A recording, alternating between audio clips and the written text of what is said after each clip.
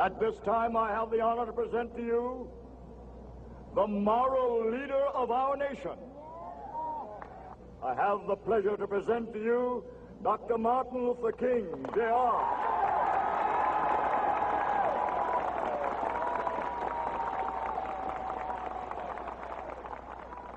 I am happy to join with you today in what will go down in history as the greatest demonstration for freedom in the history of our nation.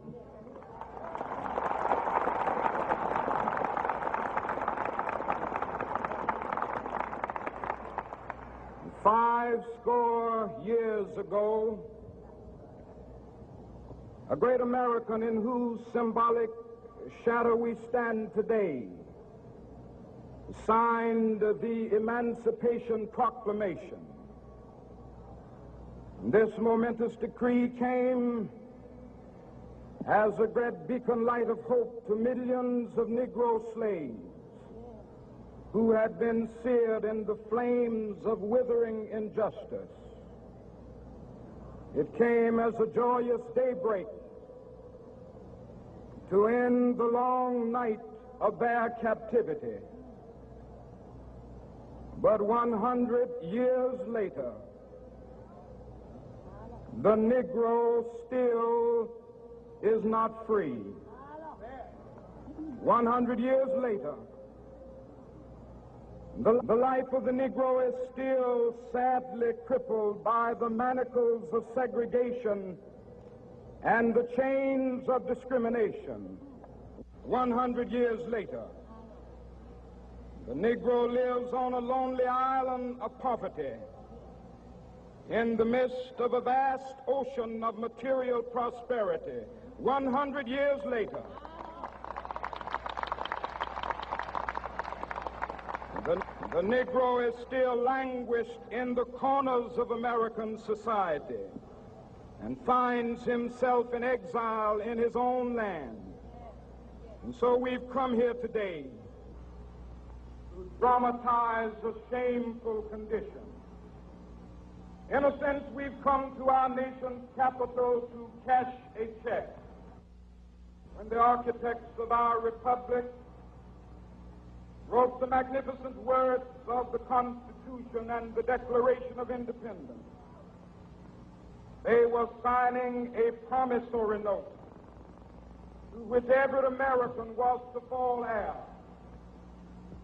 This note was a promise that all men, yes, black men as well as white men, would be guaranteed the unalienable rights of life, liberty, and the pursuit of happiness.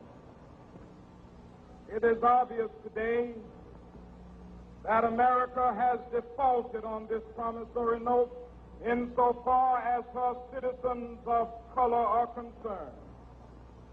Instead of honoring this sacred obligation, America has given the Negro people a bad check, a check which has come back marked insufficient funds.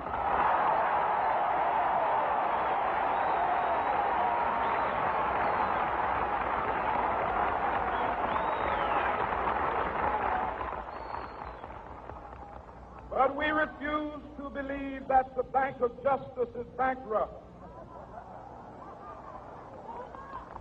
We refuse to believe that there are insufficient funds in the great vaults of opportunity of this nation. So we've come to cash this check, a check that will give us upon demand the riches of freedom and the security of justice.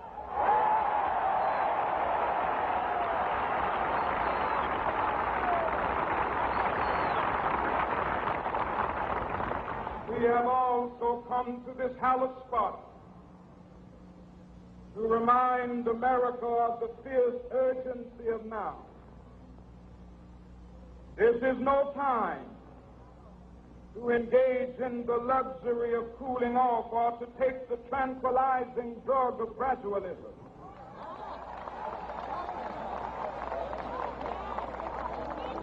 Now is the time to make real the promises of democracy. Now is the time to rise from the dark and desolate valley of segregation to the sunlit path of racial justice. Now is the time to lift our nation from the quicksands of racial injustice to the solid rock of brotherhood. Now is the time to make justice a reality for all of God's children. It would be fatal for the nation to overlook the urgency of the moment. This sweltering summit of the Negro's legitimate discontent will not pass until that is an invigorating autumn of freedom and equality. 1963 is not an end, but a beginning. Those who hope that the Negro needed to blow off steam and will now be content will have a rude awakening if the nation returns to business as usual.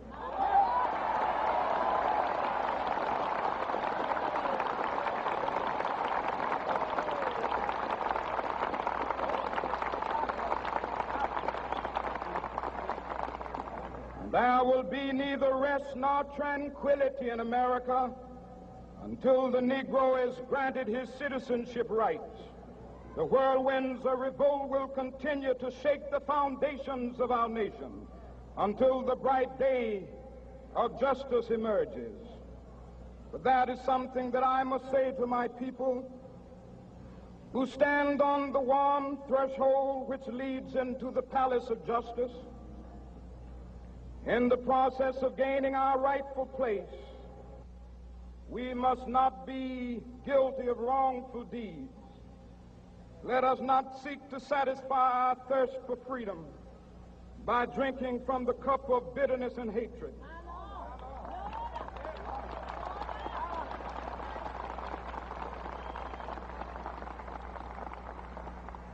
We must forever conduct our struggle on the high plane of dignity and discipline. We must not allow our creative protests to degenerate into physical violence.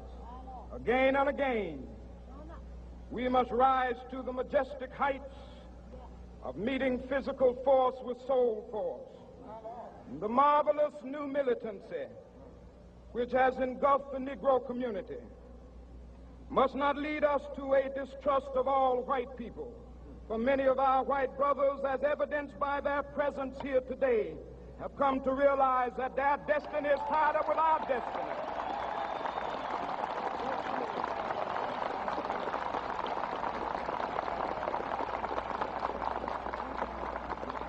And they have come to realize that their freedom is inextricably bound to our freedom. We cannot walk alone.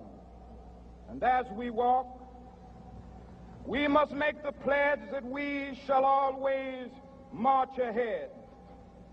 We cannot turn back. There are those who are asking the devotees of civil rights, when will you be satisfied? We can never be satisfied as long as the Negro is the victim of the unspeakable horrors of police brutality.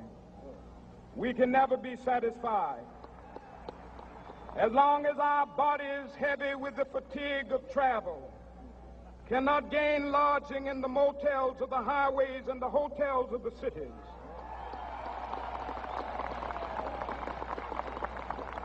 We cannot be satisfied as long as the Negro's basic mobility is from a smaller ghetto to a larger one. We can never be satisfied as long as our children are stripped of their selfhood and robbed of their dignity by signs stating for whites only.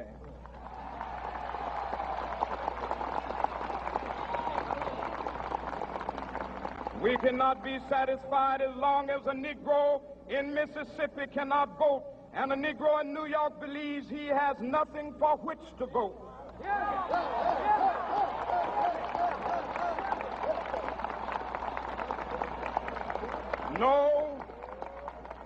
No, we are not satisfied, and we will not be satisfied until justice rolls down like waters and righteousness like a mighty stream.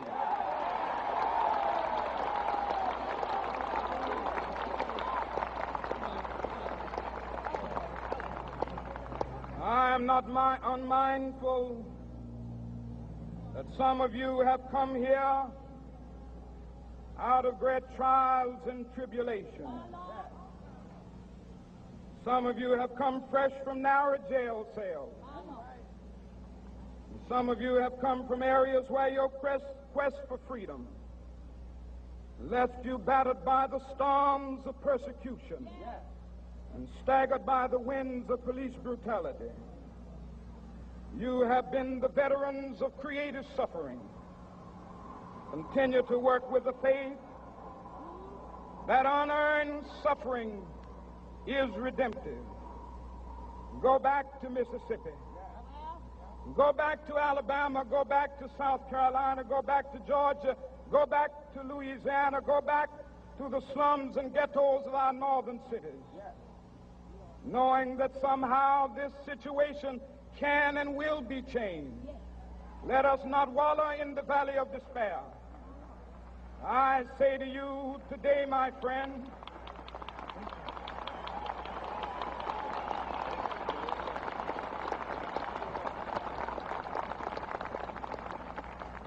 so even though we face the difficulties of today and tomorrow, I still have a dream. It is a dream deeply rooted in the American dream. I have a dream that one day this nation will rise up and live out the true meaning of its creed.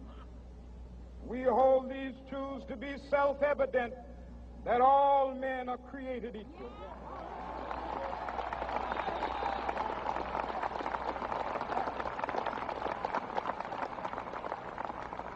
I have a dream that one day on the red hills of Georgia, the sons of former slaves and the sons of former slave owners will be able to sit down together at the table of brotherhood.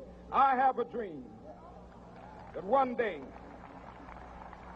even the state of Mississippi, a state sweltering with the heat of injustice, sweltering with the heat of oppression, will be transformed into an oasis of freedom and justice. I have a dream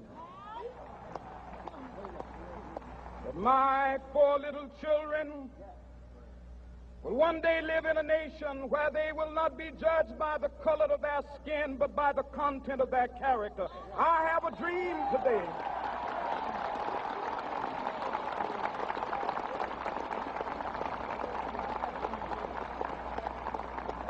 I have a dream that one day down in Alabama, with its vicious racists, with its governor having his lips dripping with the words of interposition and nullification, one day right there in Alabama, little black boys and black girls will be able to join hands with little white boys and white girls as sisters and brothers. I have a dream today